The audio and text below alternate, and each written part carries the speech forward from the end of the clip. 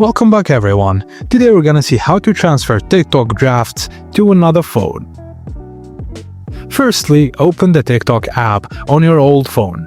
Tap Profile at the bottom right, then tap on the Drafts folder to view your saved videos. Now tap on the Draft to open the editing or posting screen. You can see a message warning that drafts will be deleted if you Unistyle TikTok proceed to post. Now, tap Who can view this video and set to private. Toggle on Save to device, then tap Post. This will save the video to your phone's storage and upload it privately, visible only for you. After posting, go to your profile, then find the private post and tap the three dots. Select Delete to remove it from your TikTok profile. Your video is now safely stored in your photos or gallery.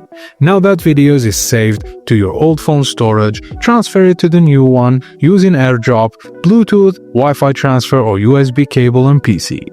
Open TikTok on your phone and tap the plus icon to upload. Choose the transferred video from your gallery or camera roll, then edit and save it as a new draft or post it again privately. Thank you guys for watching, and please don't forget to like and subscribe for more.